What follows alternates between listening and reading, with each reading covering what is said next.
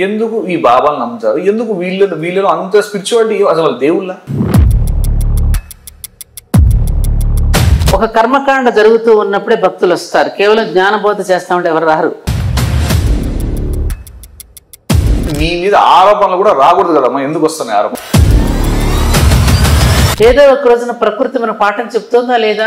ఆ ప్రకృతికి కనుక ప్రకోపించింది అనుకో నాన్న, అప్పుడు ఏమవుతుంది? మీ మనసులో ఎక్కడో ఉంది రాజకీయం అనేది. మళ్ళీ ఎవరో సోకాళ్ళని మీరు చెప్పన్నారు, పేర్లు అనవసరం అని చెప్పి మీరు అన్నారు కదా, నా మీద ఇలా బురద చల్లాడని అన్నారు. ఎందుకన్నారు ఆ మాట? మరి ఎందుకంటే పద్మశ్రీకి వాల్యూ ఏనాడో పోయింది. అపార్ట్మెంట్ లో గుడి కడతారు, అవును సరే, చాలా మంది ఆడవాళ్ళకి భక్తి ఉంటది, అందరు భక్తి ఉంటారు కాబట్టి వెళ్తారు, దండం పెట్టుకుంటూ వెళ్తారు, మాకు పనులు కాలేదండి అంటారు. ఎందుకు మన అసలైన గుడిలోకి ఎందుకు వెళ్ళట్లేదు?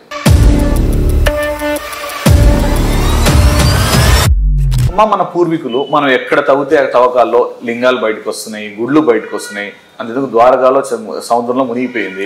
ఓకే, ఇవన్నీ ఆల్రెడీ మన పూర్వీకులు కట్టి ఉన్నది. మనం వాటిని డెవలప్మెంట్ చేయకుండా ఇలా ఎందుకు మనం ప్రైవేట్ గా గుళ్ళు కడుతున్నామమ్మా? ఈ దేహము నాది కాదు, ఈ ఇల్లు నాది కాదు, నేను చేసిన కట్టుకునే వస్త్రము నాది కాదు అనేటట్టు ఇదైతే నా మీద వాళ్ళు అనవసరమైన ఆరోపణలు చేసి నా మీద దాడి చేశారు.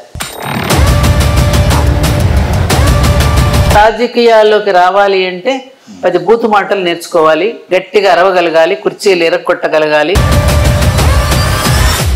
Hi, this is Prashant, welcome to elite media. ఈరోజు మన ముందున్న గెస్ట్ వచ్చేసి ఆధ్యాత్మికరాలు. ఆవిడ పరిచయం అవసరం లేని పేరు, ఆవిడ ఎవరో కాదు, మన భారతీయం సత్యనారాయణ గారు. అమ్మ నమస్తే అమ్మ. నమస్తే, వెల్కమ్ టు ఎలైట్ మీడియా అమ్మ. థ్యాంక్ యూ అమ్మా. అమ్మ, ఇప్పుడు చాలా రోజులైంది మీతో మాట్లాడుతూ మీరు ఇవాళ టైం ఇచ్చారు. ఆరోగ్యం అంతా బాగుందమ్మా? నేను ఏదో మీరు కోల్డ్ అది అన్నారు. ఉంది, కొంచెం సీజన్ మార్పుల వల్ల వస్తాయి కదమ్మా, పైగా తిరగడం వల్ల బాగానే ఉన్నాను. బాగుంది కదమ్మా, రైట్ అమ్మా. ఇంకా 75 సంవత్సరాలు వచ్చాక ఆరోగ్యం ఆశించకూడదు, బోనస్ లైఫ్ ఇది. మొత్తానికి ఆశించకూడదు, ఇచ్చిన దానికి సంతోషపడాలి అంతే. లేదమ్మా, ఈ బోనస్ లైఫ్ కూడా మీకు ఎలాగంటే ఎంతో మంది ప్రజల్ని మీరు చైతన్యవంతం చేస్తూ సనాతన ధర్మం గురించి, ఆధ్యాత్మికత గురించి టెంపుల్స్ లో మీరు మాట్లాడుతూ చేస్తూ మీకంతా ఆ లైఫే మీకంతా దేవుడు ఇచ్చారు అనుకుంటాం. అదే చాలా మంది బ్లెస్సింగ్స్ అని. అది కరెక్ట్, వాస్తవం. అందరి యొక్క అభిమానం కాస్త అది కొంచెం ఆ అభిమానం కాస్త బ్రతికిస్తుంది మనిషి. అమ్మా, ఇప్పుడు మ్యాటర్లోకి వస్తే సత్యవాణి గారు ఎక్కడ మీ ప్రాపర్ ఎక్కడ, మీరు ఈ స్పిరిచువల్ జర్నీ ఎలా స్టార్ట్ అయిందమ్మా? అబ్బో, ఏ చెప్పి ఇవన్నీ చెప్పేసినవే కదా నాన్న. మా కోసం కొత్తగా. అయ్యో, నీ కోసం చాలా ఇల్లు గ్యాప్ వచ్చింది కదా. అయ్యో చెప్పేసాగమ్మా. మాది ఒరిజినల్గా కృష్ణా జిల్లా నూజివీడు దగ్గర ఉన్న ముసునూరు గ్రామం. అమ్మా, అది చారిత్రాత్మకమైనటువంటి గ్రామం, మా ముసునూరు గ్రామం. ఇప్పటికీ ఆర్ఎస్ఎస్ వాళ్ళ ఏకాత్మతా స్తోత్రంలో ముసునూరు నాయకవుతూ ఉంటూ ఒక శ్లోకం చదువుతారు.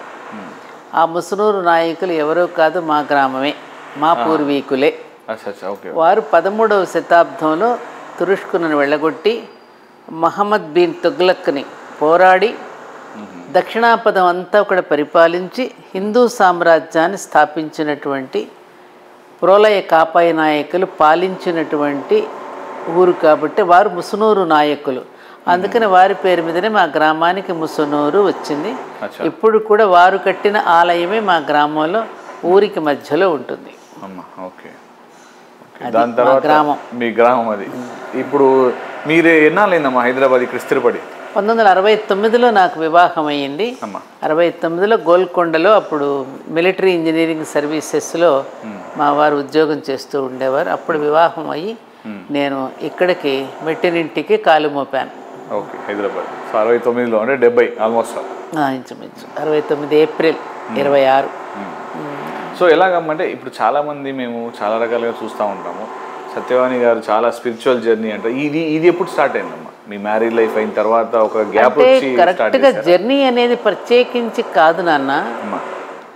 మనకి అసలు స్పిరిచువల్ జర్నీ అనేది అదేదో వేరుగా ఉంటుంది అనుకోవడమే పెద్ద పొరపాటు పడుతున్నాం మనం. నాన్న, మీ పేరు? ప్రశాంత్ అమ్మా. ప్రశాంత్. స్పిరిచువల్ జర్నీ అనేది వేరుగా ఉంటుందని, ఆధ్యాత్మికతను వేరుగా, మనల్ని వేరుగా చూసుకుంటున్నాం. అసలు కరెక్ట్ కానే కాదు అది.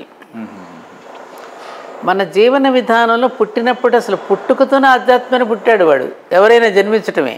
ఓకే, అసలు మానవుడిగా పుట్టాడు అంటేనే అది ఆధ్యాత్మికతలో వచ్చిన, అంతే కదా. మరి మిగతా జీవరాశుల కంటే కూడా నువ్వు ఒక బుద్ధిజీవిగా, ఒక ఆలోచనాపరుడుగా, మిగతా జీవరాశుల కంటే విభిన్నంగా నువ్వు ఎప్పుడైతే జన్మించావో అక్కడే స్టార్ట్ అయింది నీ జీవనం. అందుకని జీవన విధానం ఎప్పుడైతే మనకు అక్కడి నుంచి మొదలైందో ఆ విధానం నుంచి మనం రైలు పట్టాల మీద నుంచి డీరైల్ అయిందని అంటాం చూడయ్యా. ఆ విధానం అనేటటువంటి దీనిలో నుంచి ఎప్పుడైతే మనం పట్టాలు తప్పి కిందకి పడిపోతామో దాని నుంచి వేరు పడిపోయి మన జీవితాన్ని మనకు తోచినట్టుగా మనం బ్రతికేస్తుంటాం. ఆధ్యాత్మికత వదిలేసి బై బర్తే ఉంది, ఇది ప్రత్యేకించేం లేదు ఇది. ఓకే, మనమేమనుకుంటున్నాం ఇప్పటివరకు అందరూ పొరపాటు పడుతున్నది ఏమిటంటే ఏదో 4 శ్లోకాలు 2 పద్యాలు చెప్పేసి 2 కథలు చెప్పేసి ఒక ప్రవచనం చెప్పేసి ఏదో ఒక నోములు నోచేసి కొబ్బరికాయలు కొట్టేసి దేవాలయానికి వెళ్ళడమే ఆధ్యాత్మికత అనే పొరపాటు పడుతున్నాం. ఇందాక మీరు స్టార్టింగ్లో నేను ఆధ్యాత్మికవేత్త అన్నారు, అలా నేను చెప్పనివ్వనివ్వరిని.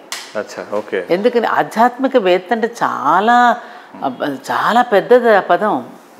మీరేం చేస్తున్నారు, మీ టీవీ ఛానల్స్ వాళ్ళు కాస్త 4 శ్లోకాలు పద్యాలు చేయగా అని చెప్పగానే ఆధ్యాత్మికవేత్తలను రాసేస్తున్నారు. అంటే అలా కదమ్మా, మేము అడిగిన దానికి చిన్న విషయం ఏంటంటే క్లారిటీ, మనిషి పుట్టగానే ఆధ్యాత్మికతంలోకి వచ్చేసారంటారు. అవును, ఇప్పుడు మనం కులాలు వేరు అన్ని వేరు, మన హిందూ ధర్మం మనం చూస్తే కొన్ని బయటి కులాలు కూడా ఉంటాయి, మరి వారు ఎందుకు వాళ్ళు హిందువులు అనుకోవట్లేదు అనే దాని మీద ప్రశ్నిస్తే ఏమని మాట్లాడతారు మీరు? ఇప్పుడు మనిషి పుట్టాడమ్మా, హిందువుగా జన్మిస్తాడు, వాడు ఆధ్యాత్మికతలోకి వెళ్ళిపోతాడు. హిందువుగా జన్మించడు, మనిషిగా జన్మిస్తాడు.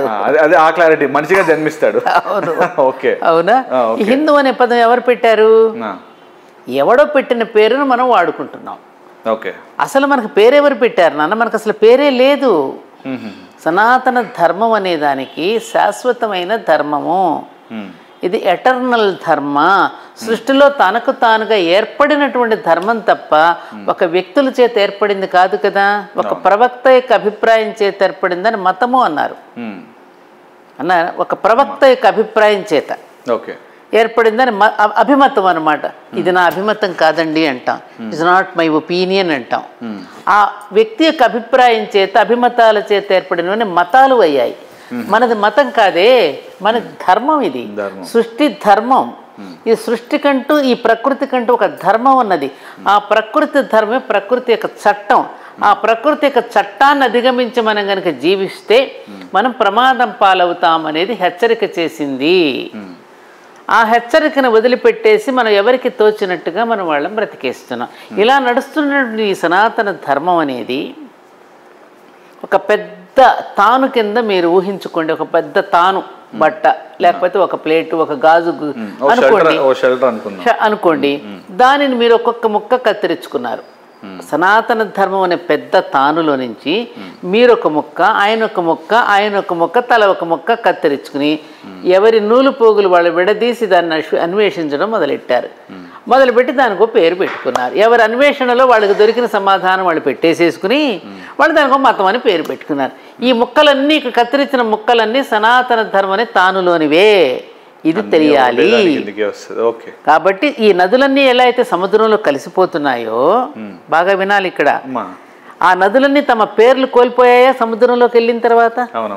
గంగే యమునే చైవ గోదావరి సరస్వతి నర్మదే సింధురు, ఈ నదులన్నీ కూడా సముద్రుడిలో కలిసిపోయిన తర్వాత వాళ్ళ పేర్లు అన్నీ కూడా ఎలా అయితే కోల్పోయాయో, ఈ మతాలన్నీ కూడా అందులోకి వెళ్ళిపోయాక కోల్పోయి సనాతన ధర్మం అనే మహాసముద్రమే. వెరీ వెల్ ఆన్సర్ అమ్మా, చాలా మంచి ఆన్సర్ ఇది. ఓకే, ఇది తెలియక కొట్టుకు చస్తున్నాం మనం. ఈ లోతు తెలియదు మనకి. కరెక్ట్ అమ్మా. ఇప్పుడు ఇంత బాగా చెప్పారు కదా ఈ ధర్మాల గురించి, మన మతాల గురించి, అందరూ ఒకటే చెట్టు కింద ఉన్న వాళ్ళు అనేసి.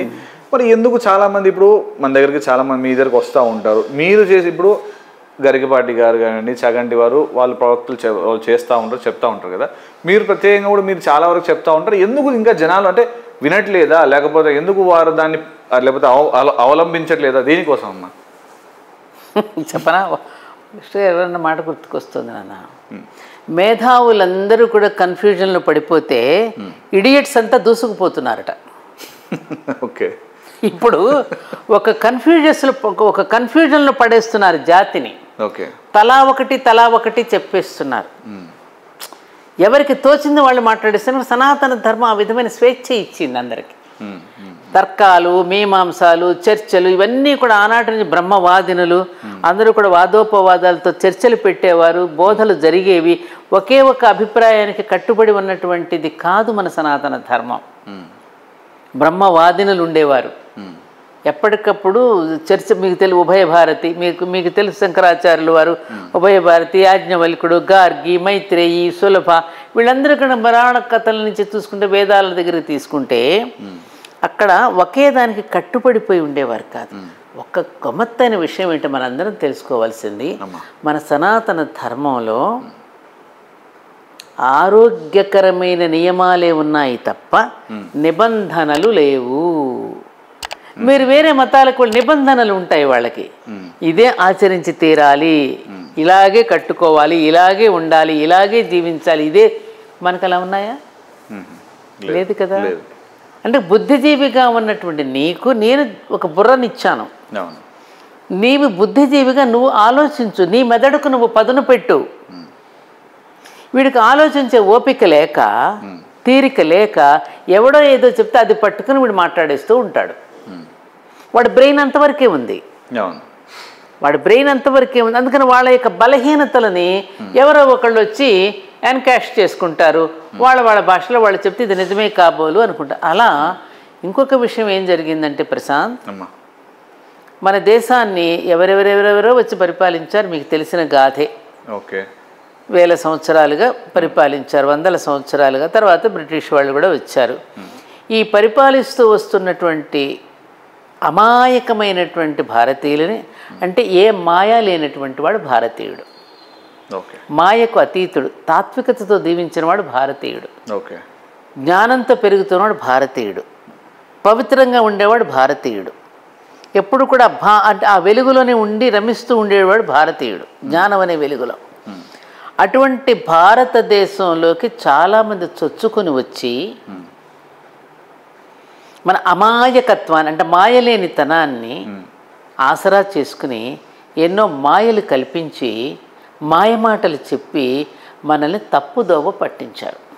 ఓకే, ఫర్ ఎగ్జాంపుల్ అలెగ్జాండర్ దండెత్తి వచ్చాడు, మన మీద మొత్తం గుర్రం వేసుకొని వచ్చాడు. ఎగ్జాంపుల్ చెప్తున్నా మీకు.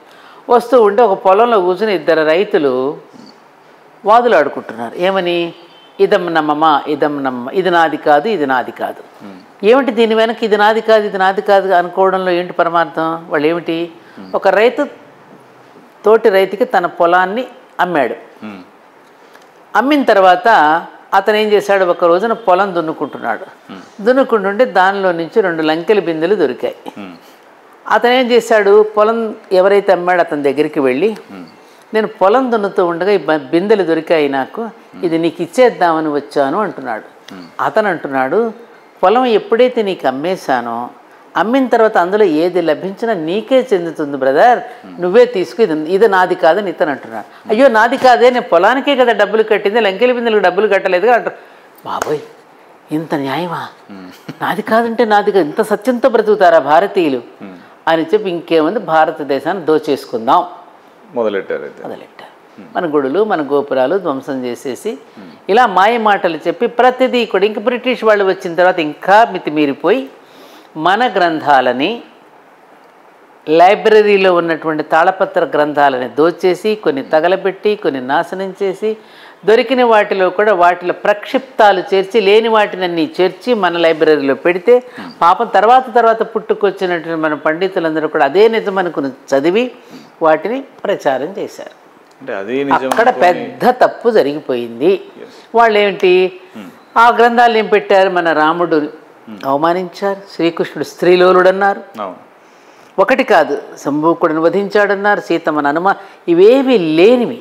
ఈ లేనివన్నీ అభూత కల్పనలన్నీ పుట్టించేసేసి మనలలో భ్రమలను రేకెత్తిచ్చేసి, అయ్యో నిజమే కావను, అయితే వీళ్ళదంతా సనాతన ధర్మం, హిందూ ధర్మం అంతా ఇదంతా కూడా రామాయణం రంకేనమాట, భారతం బుంకేనమాట అనేటటువంటి అన్నీ పుట్టించేసి మన మీద వ్యతిరేకతను పెంచేసి ఆ విధంగా వాళ్ళు పబ్బం గడుపుకుని మన విద్యా విధానాన్ని తీసిపారేసి, మన భాషను తీసిపారేసి, మన సంస్కృతిని మన సత్సాంప్రదాయాలన్నిటినీ కూడా తీసి అవతల బారేసి వాళ్ళ సంప్రదాయాన్ని వాళ్ళ సంస్కృతిని వాళ్ళ భాషని మన మెదడులలోకి ఎక్కించి మరీ వెళ్ళిపోయారు నాన్న. అంటే ఇప్పుడు మనం చదువుతున్నవి మనం తెలుసుకుంటున్నవన్నీ కూడా చాలా వరకు ప్రక్షిప్తాలే, ఏది అంతగా పూర్తిగా అవగాహన లేకుండా అస్సలు పూర్తిగా అవగాహన లేకుండా చేస్తున్నవే.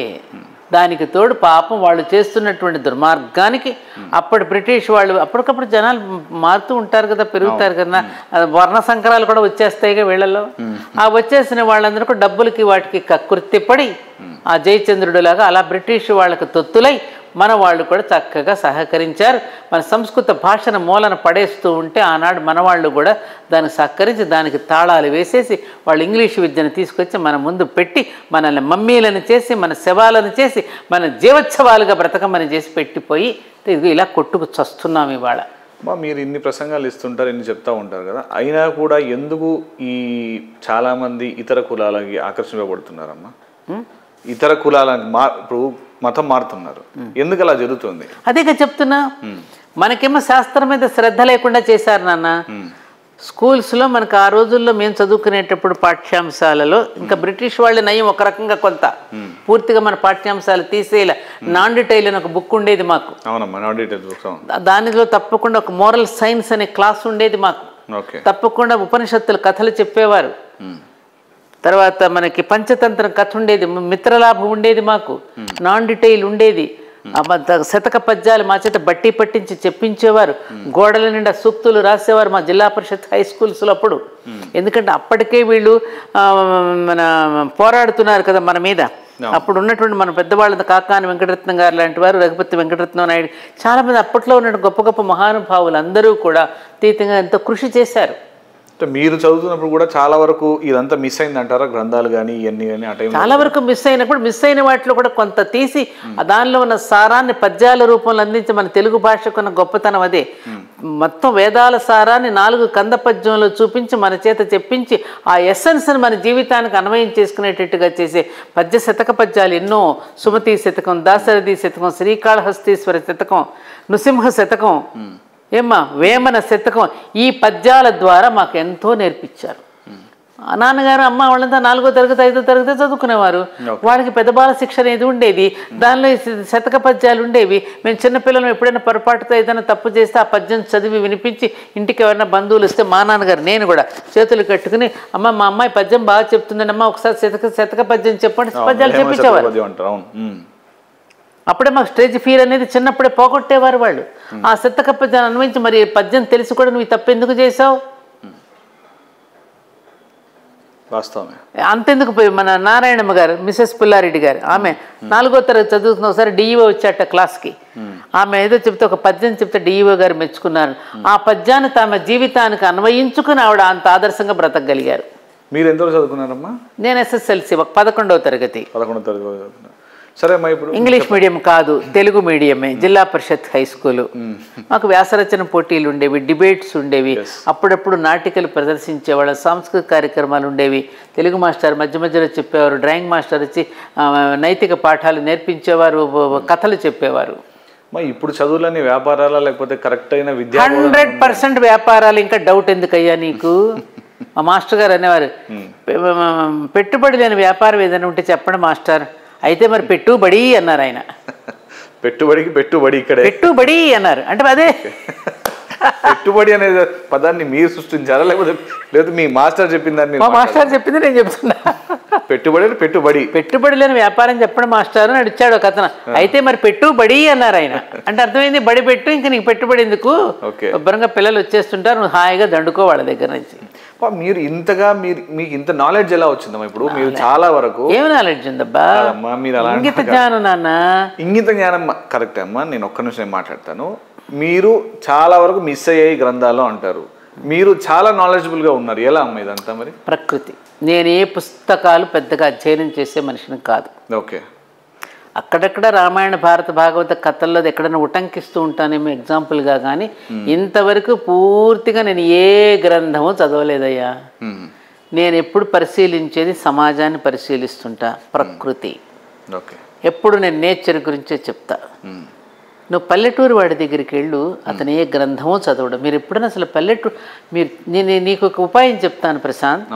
మీరు ఎంత మటుకు ప్రముఖుల్నే మీరు తీసుకుంటూ ఉంటారు ఇంటర్వ్యూస్, మీరు పల్లెలకు వెళ్ళి పొలాల్లో పనిచేసి పెద్దవాళ్ళు ఉంటారు చూడండి, వాళ్ళతో మీరు ఇంటర్వ్యూ తీసుకుంటే అందులో గొప్ప తాత్వికుడు ఉంటాడు, గొప్ప ఫిలాసఫర్ ఉంటాడు, జీవిత సత్యాలు బోధించే ఒక గురువు కనపడతాడు. నేను ఎక్కువగా వాళ్ళతో మాట్లాడుతూ ఉంటాను. ఇప్పుడు ఇవాళ వాళ్ళని కూడా ఇప్పుడు సరే సోకాల్ రాజకీయ నాయకులు అనొచ్చు, లేకపోతే ఇంకో విధంగా అనొచ్చు, వాళ్ళని కూడా వీళ్ళంతా కరప్ట్ చేసి పెట్టారు కదమ్మా. అంటే వాళ్ళని కూడా వీళ్ళంతా ఒక టైప్ ఆఫ్ ఒక నాలెడ్జ్, అంటే ఎంతసేపు ఉన్నా డబ్బు డబ్బు డబ్బు అనే ఇదిలో పడేస్తారు కదమ్మా. వాళ్ళని ఎలా దొరుకుతారమ్మా మీరు అంటున్నట్టు ఆనిముత్యాలు ఎక్కడ దొరుకుతారు చెప్పండి. ఉన్నారు, ఎందుకు లేదు, సమాజం మొత్తంగా ఇంకా చెడిపోలేదు ప్రసాద్. సమాజంలో అట్లా నీతివంతంగా పాపభీతితో జీవించే వాళ్ళు చాలామంది ఉన్నారు కాబట్టి ఇంకా నువ్వు నేను ఈ విధంగా భూమి మీద నడవగలుగుతున్నాం. అర్థమైందా? ఇప్పుడు ఫర్ ఎగ్జాంపుల్ ఒక ఆఫీసులో ఒక 50 మంది సిబ్బంది ఉంటారు అనుకోనన్నా, 50 మంది కమిట్మెంట్తో నిజాయితీగా పని చెయ్యరు.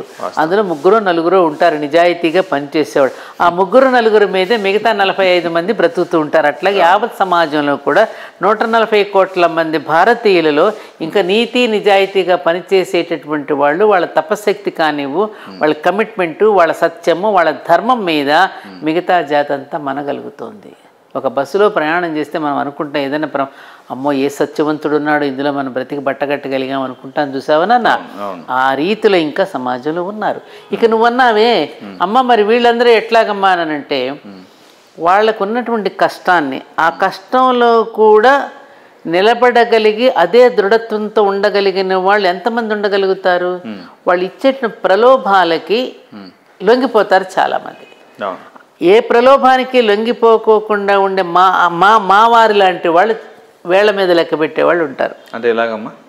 ఎక్కడ లంచం తీసుకోకుండా, ఎంతటి గొప్ప దీనికైనా ప్రలోభానికి లొంగిపోకుండా నేనుగానే ఉంటాను అని నిజాయితీగా ఒక లాల్ బహదూర్ శాస్త్రీజీ లాగా జీవించేవాళ్ళు అరుదుగా. అప్పుడు ఎప్పుడైతే మనం నెమ్మదిగా వాళ్ళు చూపించే ప్రలోభాలకి లొంగిపోవటం అనేటటువంటిది మనం ప్రారంభిస్తాం, అప్పుడు నీ బలహీనతను వాడు కనిపెడతాడు. అప్పుడు నీకు పథకాల రూపంలోనూ డబ్బుల రూపంలోనూ వచ్చి వాడిని కొనేస్తాడు. పథకాల గురించి మాట్లాడితే విమర్శల్లాగా దారితీసా అన్నట్టు నేను వాటి గురించి మాట్లాడలేదమ్మా. అంటే ప్రజల్ని కావాలని, అంటే ఎందుకని ఇలా చేస్తున్నారు? ప్రజలు తెలుసుకోవాలి నాన్న, ప్రజలే ఇది అర్థం చేసుకోవాలి. ప్రజలు ఏమంటున్నారు వాళ్ళు వెళ్ళి, ఇప్పటికీ నాకు రాజకీయ నాయకులు వాడుతూ ఉంటారు, రాజకీయం అని నేను అంటలే, బడుగు బలహీన వర్గాలు అంటారు. అసలు ఆ మాట ఎందుకు అంటున్నారు మీరు? ఎందుకు అనాలి? వాళ్ళు బ్యాక్ బోన్ లాంటి వాళ్ళు, బ్యాక్వర్డ్ కాదు, బ్యాక్ బోన్ క్లాసెస్ అని పట్టుకు మీరు బ్యాక్వర్డ్ అని ఎందుకు అంటున్నారు? అంటే ప్రతిసారి వాడు బ్యాక్వర్డ్గానే ఉండాలనా? ఎంత ఆక్వర్డ్గా ఉంది ఇది వినడానికి. ఎందుకంటున్నారు? నువ్వు ఉద్ధరించు, నువ్వు వాడికి ఉద్ధరించు, పైకి తీసుకురా, వాడిని ఉచ్చస్థితిలోకి తీసుకొస్తావా? ప్రతి ఏటా నువ్వు వాడిని బలహీన వర్గంగానే ఉంచి ఎప్పుడు వాడిని అడుక్కునేవాడిగానే ఉంచుతావా? తీసుకొస్తే వీళ్ళు కోల్పోతారు కదమ్మా, వీళ్ళు కోల్పోతారు. నేను చెప్పేది నీకు తెలుసా ఒక కథ, గతంలో కూడా ఎవరికో చెప్పాను నేను అది. ఎందుకనంటే ఎప్పుడూ సమాజాన్ని కనుక మనం నిర్వీర్యం చేసేస్తే, వాడికి తాగబెట్టి వాడి బుర్ర పని చేయనీయకుండా వాడికి రోగాలు వచ్చేట్టు చేసేసి, అశ్లీల సాహిత్యం, అశ్లీల సినిమాలు, అశ్లీలాన్ని చూపించేసి వాడు పాడైపోయేటట్టు చేస్తే అప్పుడు నేను ఉండగలుగుతా అనేటటువంటి ఒక భావన ప్రబలిపోతుంది మన దేశంలో. ఎందుకని వాడు తెలివిగలవాడైపోతే, వాడు శక్తివంతుడైతే మనం ఉండం కదా మన సీట్లో. అందుకని వాడికి ఎప్పటికప్పుడు నిర్వీర్యం చేయడానికి చేసే ప్రయత్నాన్ని ప్రజలు మేలుకోనంత వరకు, ఈ సత్యాన్ని ప్రజలు తెలుసుకోలేనంత వరకు ఇది సాగుతూనే ఉంటుందిగా. మీలాంటి వాళ్ళ కృషి చాలా కావాలి కదమ్మా ఇప్పుడు ఇలాంటి విషయాల్లో. అమ్మా ఇప్పుడు అవసరం. చెమిటివాడ ముందు శంఖం ఊదినట్టుగా ఒక అరణ్యరోధనలాగా అనిపిస్తుంది. ఎంతమంది ఎన్ని రకాలుగా చెప్తున్నా ఒక నీతి గల రాజకీయ నాయకుడు నిలబడితే ప్రజలు ఎంతవరకు గెలిపించుకోగలుగుతున్నారో అటువంటి వాళ్ళని నువ్వు చెప్పు.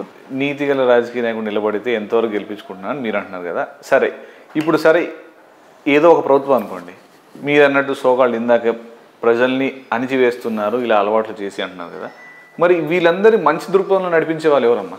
ఎందుకు లేరు? ఉన్నారు. ఎందుకంటే ఇప్పుడు డబ్బు ప్రాధాన్యత వహిస్తోందిగా. ఇప్పుడు డబ్బు ప్రాధాన్యత వహించినంత వరకు, కండబలం ఆర్థిక బలం ఈ రెండు ప్రాధాన్యతను వహిస్తున్నంత వరకు కూడా నైతిక విలువలు అనేటటువంటివి పడిపోయే ఛాన్స్ ఉంటుంది, పడిపోతాయి. కానీ ఒక్కటి మాత్రం మనం అర్థం చేసుకోవాల్సిన విషయం ఏమిటంటే, పాండవులు ఎంతమంది ఉన్నారు? 5. కౌరవులు తెలీదమ్మా 100 మంది. తెలీదా కౌరవులు ఎంతమంది? కావాలంటున్నావు. సైన్యం అంతా కౌరవ పక్షానే ఉందిగా. శ్రీకృష్ణుడు అడిగితే మొత్తం నా సైన్యాన్ని అంతా నువ్వే తీసేసుకో అని అన్నాడు. పాండవులు ఏమీ అక్కర్లేదు బాబా, నువ్వు సారథ్యం వహిస్తే చాలన్నారు. ఆయన సారథ్యం వహించాడు, సైన్యం అంతా ఇటే ఉన్నారు. మరి ఎవరు గెలిచారు చివరికి? బలాబలాలు ఎటువైపు ఉన్నాయి? బలమంతా ఇటు కౌరవుల పక్షాన. దైవ బలం ఎటువైపు ఉంది? పాండవుల వైపు ఉంది. ఎందుకనే ఉంది? సత్ప్రవర్తన, వాళ్ళకున్న సత్ప్రవర్తన, వాళ్ళకున్న నీతి నిజాయితీ వల్ల దైవ బలం అటువైపుకి నిలబడింది. అలాగే నీతి నిజాయితీగా ఉన్నాడు కేవలం దైవ బలం ఉంటుంది, కానీ సమయం చాలా పడుతుంది. ఈ కండబలాన్ని, ఈ ఆర్థిక బలాన్ని, ఇప్పుడు చూడు ఆర్థికంగా ఎంతో నేరస్తులు వస్తున్నారు, కోటాను కోట్లు సంపాదించేసేస్తున్నారు. అటువంటి వాళ్ళు ఎందుకు సంపాదిస్తున్నారు? మళ్ళీ తిరిగి సమాజాన్ని కొనేయడానికే కదా. మీరు ఎందుకమ్మా సైలెంట్గా ఉన్నారు? మీరు నిన్నటి వరకు కూడా ఇంటర్వ్యూలు ఇస్తూ, నిన్నటి వరకు కూడా మీరు మాట్లాడుతూ, ప్రసంగాలు చెప్తూ, అందరితో మాట్లాడుతూ, టెంపుల్ దగ్గర కూడా మీరు చాలామంది ఆడవాళ్ళతో పూజలు చేస్తూ నిర్వహిస్తుంటారు కదా, ఎందుకు మీరు రాజకీయాలకు రాలేదు? అంటే రాజకీయం అనేది నా ప్రవృత్తి కాదు నాన్న. ఇప్పుడు చెప్పేది విను ప్రశాంత్, రాజకీయం అనేది ఎవరూ అర్థం చేసుకోలేనటువంటి విషయం ఏమిటంటే, మీరు చూడండి, ఇప్పుడు చంద్రగుప్త చాణక్యుడిని చూశారు మీరు. చంద్రగుప్త మరుడు చాణక్యుడు అన్నాడు. అలాగే శ్రీకృష్ణుడు రాజకీయమేగా చేసింది మహాభారతంలో, రాజకీయమే కదా. నేను చెప్తున్నా, ఒకప్పుడు కదా, ఇప్పుడైనా సరే నేను అయ్యా ఒకప్పుడు ఇకప్పుడు అనకండి, మూలం అదే. ఎవరికైనా మూలం అనేది మూలమే. ఆ మూలాన్ని నుంచి వచ్చినవే ఇవన్నీ. రాజకీయం అనేది ప్రజాక్షేమం కోసం వేసే వ్యూహాన్ని రాజకీయం అంటారు. ప్రజాక్షేమం కోసం వేసే వ్యూహం రాజకీయం కాదు.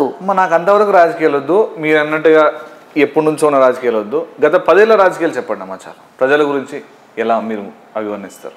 గత 10 ఏళ్ళుగా నేను ఇప్పుడు 2010 నుంచి రాజకీయాలు ఎలా ఉన్నాయమ్మా చెప్పండి. మీరు ప్రజల పక్షాన్ని ఇన్ని మాటలు మాట్లాడతారు, ఇన్ని చేస్తా చెప్తా ఉంటారు. నాకు ఈ 14 ఏళ్ళది, ఈ 10 ఏళ్ళది చెప్పండి అమ్మా చాలు. బాగాలేదు, ఏం బాగాలేదు. ఎందుకంటే రాజకీయాల్లోకి రావాలి అంటే 10 బూతు మాటలు నేర్చుకోవాలి, గట్టిగా అరవగలగాలి, కుర్చీలు ఎరగొట్టగలగాలి, వాడు ఎంతైనా దూసుకుపోగలగాలి, మాట్లాడగలగాలి, అవసరమైతే నలుగురిని చంపైనా వెళ్ళగలగాలి అనేటటువంటి భావనని ఇవాళ రాబోయేటటువంటి తరానికి మనం అందిస్తే, ఇక రేపు భవిష్యత్తులో తిట్టడానికి విమర్శించడానికి కూడా క్లాసులు పెట్టి అటువంటి శిక్షణా తరగతి కూడా ఇవ్వవలసి వస్తుందేమో అనేటువంటి భయం ఏర్పడుతుంది మా లాంటి వాళ్ళకి. ఇంకెందుకంటే నేను ఏమీ చెప్పలేను. అందిస్తే అంటారా అందించాలంటారా? అందిస్తే అంటారా అందించాలంటారా మీరు అన్నట్టు ఇందాక? అందిస్తే అలా అందించాల్సిన అవసరం వచ్చేటట్టుంది. నేను రాజకీయాల్లోకి రావాలనుకుంటున్నాను, ఎవరైనా వస్తే నువ్వు రాజకీయాల్లోకి రావాలంటే ఇలా సత్యం బోధిస్తే ఎవడో కుదరదయ్యా, నువ్వు కూడా 4 బూతులు నేర్చుకో, 4 విమర్శలు నేర్చుకో, ఇతరుల మీద ద్వేషాన్ని పెంచుకో, ఆ ద్వేషాన్ని పెంచుకుంటేనే నువ్వు రాగలుగుతావు. ఇప్పుడు ద్వేషాన్ని పెంచే కదా రాజకీయాల్లోకి వస్తున్నారు. అమ్మగారు ఎప్పుడు ఎవరి మీద ద్వేషాలు పెంచలేదు, ద్వేషాలు పెంపొందించలేదు, అయినా కూడా అమ్మగారి మీద ఆరోపణలు ఎందుకు వచ్చాయమ్మా? వస్తుంటాయి కదా, మంచి వాళ్ళ మీద రావు. ఇది కలియుగం కదా, ఎందుకు వస్తాయమ్మా? ఇప్పుడు మీరు నాన్న ఎందుకు ఇప్పుడు రాముడి మీద రాలా, సీత మీద రాలా, అబ్రహాం లింకన్ విషం పెట్టి చంపలేదా, సోక్రటీస్ని పెట్టి చంపలేదా, ఇవన్నీ వస్తే మహాత్మా గాంధీని చంపలేదా? మీ ఆన్సర్స్ వెరీ హైపోథెటికల్ అమ్మా. అది నేను I'm very impressed by answers. నాకేంటంటే అమ్మా, ఎందుకు ఇప్పుడు మీరు రాజకీయాలు నా మీద ఎందుకు వచ్చిందని అంటున్నావు కదా, మీ మీద ఎందుకు వచ్చింది అంటే I'm not pointing out you అమ్మా, మిమ్మల్ని పాయింట్అవుట్ చేయట్లేదు. నేను క్లియర్గా మీరు పాలిటిక్స్ గురించి మాట్లాడారు కాబట్టి నేను గత ప్రభుత్వాన్ని లేకపోతే అంతకుముందు ప్రభుత్వాన్ని ఏమీ అనమ్మా. నాకు మీరు ఎంతగా ప్రజలకు మీరు సపోర్ట్ చేస్తారో తెలుసు. మిమ్మల్ని మేము కేవలం అమ్మగారు ప్రజల గురించే మాట్లాడతారు, ప్రతిపక్షాన్నే మాట్లాడతారు, ఆడవారి గురించే మాట్లాడతారని నాకు తెలుసు. విద్యార్థుల గురించి మాట్లాడతారు. మీరు ఎందుకు ఆరోపణలు జరిగాయమ్మా? మేము ఎందుకు జరిగిందంటే, నాకు చిన్నప్పటి నుంచి కొంచెం సామాజిక స్పృహ కాస్త ఎక్కువే. రాజకీయాల్లోకి రాకపోయినా సమాజంలో మంచి వ్యక్తులు తయారు కావాలన్నప్పుడే చట్టాలు ఏవి కూడా మనకి పాఠశాలలో నుంచి మనం దీనిలో నుంచే మనకి ఒక వ్యక్తిత్వం అనేది ప్రారంభం అవుతుంది కదా నాన్న. అంటే వ్యక్తిత్వ నిర్మాణం ద్వారానే జరుగుతుంది తప్ప చట్టాల వల్ల జరిగేది ఏం లేదు. ఇప్పుడు పార్లమెంట్లో కానీ అసెంబ్లీలో కానీ ఎటువంటి వ్యక్తులను పంపగలగాలి మనం? ఆనాడు కూర్చున్నటువంటి ఆ వ్యక్తులు ఎలా ఉండేవారు, ఇప్పుడు ఎలా ఉంటున్నారు, అది మనం తేడా చూస్తున్నాం కదా. కాబట్టి ఈ బాధ నాకు ఎప్పుడు ఉండే. నేను ఈ అకాడమీ, సౌశల్య అకాడమీని పెట్టి విద్యార్థుల మధ్యలోకి వెళ్ళడానికి కారణం కూడా అదే. సరే, ఆ నేపథ్యంలో అప్పుడు 2 రాష్ట్రాలు విడిపోబోతున్నటువంటి సమయంలో ఊరికే నాలో ఉన్న ఒక అభిప్రాయాన్ని గొంతెత్తి చెప్పాను. 2 కలిసి ఉందాం తెలుగు వాళ్ళని. ఆ కలిసి ఉందామని చెప్పినటువంటి నా ప్రసంగం కొంచెం ప్రపంచవ్యాప్తంగా అది కొంచెం ఆ రోజున బాగా ఇదైంది. ఇదైతే నా మీద వాళ్ళు అనవసరమైన ఆరోపణలు చేసి నా మీద దాడి చేశారు. ఏమిటి ఆరోపణలు? ఇక్కడ మియాపూర్లో సర్వే నెంబర్ 100-101 సర్వే నెంబర్, అది మొత్తం 534 ఎకరాల భూమి. అందులో 5 కోఆపరేటివ్ సొసైటీ వాళ్ళు ఆ భూమిని పట్టా ల్యాండ్ అది కొనుక్కుని వాళ్ళు సామాన్య ప్రజలకి ఇళ్ళు కట్టుకోవడానికి స్థలాలు కేటాయించి, ఇళ్ళు కట్టుకోవడానికి కూడా పర్మిషన్స్ ఇచ్చి, కూడా అప్రూవల్స్ ఇచ్చి ఇచ్చినటువంటి ల్యాండ్. అప్పుడు అది ఏం చేశారు, ఒక రాజకీయ నాయకుడు, నేను పేరు చెప్పను, దాని మీద కబ్జాకి వచ్చి ఇది చేస్తే ఈ 5 కోఆపరేటివ్ సొసైటీలు ల్యాండ్ గ్రాబింగ్ కోర్టుకి వెళ్ళారు. వెళితే ల్యాండ్ గ్రాబింగ్ కోర్టులో 5 సొసైటీలకి మాకు ఫేవరబుల్గా జడ్జిమెంట్ వచ్చింది. జడ్జిమెంట్ వచ్చిన తర్వాత హౌస్ కమిటీ కూడా వేశారు. అప్పుడు ఇలా వేస్తే హౌస్ కమిటీ కూడా మంచి రిపోర్ట్ ఇచ్చి దాన్ని సరిగ్గా కాపాడమని, సొసైటీ వాళ్ళకి మేలు చేయమని వాళ్ళు మంచి రిపోర్టే ఇచ్చారు. ఇచ్చిన తర్వాత కొన్ని పేపర్స్ దాచేసి ఆ పేపర్స్ని ఇవ్వమని చెప్పని అడిగితే గవర్నమెంట్ ఆఫీసులో ఆ పేపర్స్ మాకు ఇప్పుడు దొరకడం లేదు, అది కూడా మోడీ లాంగ్వేజ్లో సర్కారీ అనేటువంటి ఒక పదం మీద ఉన్నది, అది కూడా మోడీ లాంగ్వేజ్ టోరన్ కండిషన్లో ఉంది.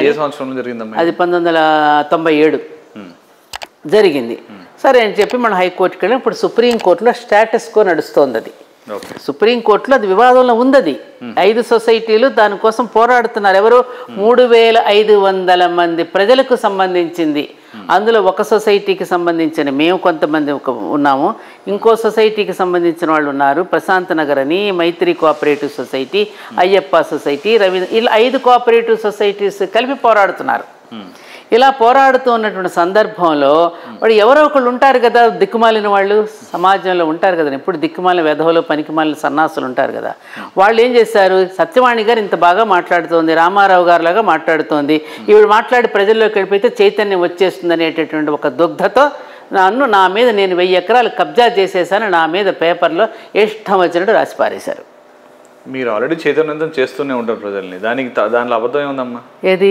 ఇప్పుడు మీరు అన్నారే సత్యవాణి గారు టాప్ లోకి వెళ్ళిపోయారు, ఆల్రెడీ మీరు టాప్ లోనే ఉన్నారు కదా, దానికి మా మాట అప్పుడు అది ఉద్యమానికి నేను ఇదిలేస్తానని చెప్పేసి అనే దీంతో నా మీద దుమారం లేపారు. నేను నవ్వి ఊరుకున్నా, నేనేం దానికి ఏమీ పెద్ద ఇది చేయలే.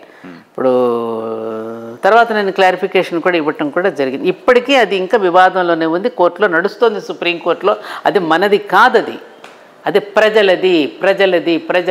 3500 కుటుంబాలకి, సామాన్య కుటుంబాలకి సంబంధించినటువంటి భూమి. ఎంత ఎక్స్టెంట్ అమ్మా అది? మొత్తం అందరిది కలిపితే 474 ఎకరాలు. మన ఎక్స్టెంట్ ఎంతమ్మా? మన వాళ్ళదంతా, మా సొసైటీ ఇది కలిపి 155 ఎకరాలు. ఇప్పుడు ఓన్లీ ఇదే మాట్లాడండి, టెంపుల్ వరకు ఎంత ఉందమ్మా? టెంపుల్ వరకు మనకి ట్రస్ట్ డీడ్ వరకు 10 ఎకరాలు ఉంది నాన్న. మిగతాది? ఇది మిగతాది 150 ఎకరాల్లో 10. ఆ ట్రస్ట్ డీడ్ది వేరేది. ఈ 145 ఎకరాలు కాకుండా టెంపుల్ది వేరే ల్యాండ్. అది 145 ఎకరాల్లో ఇప్పుడు ఎలా ఉందమ్మా? అది ఏం లేదు, మా వివాదంలో ఉంది కదా, సుప్రీంకోర్టులో ఉంది కదమ్మా. నేను వెళ్ళి షూట్ చేసుకొచ్చారు మన వాళ్ళంతా. అవునా? అవునమ్మా, నేను టెంపుల్కి వచ్చి మాట్లాడారు, ఈయన వచ్చి మాట్లాడాడు. అవునా?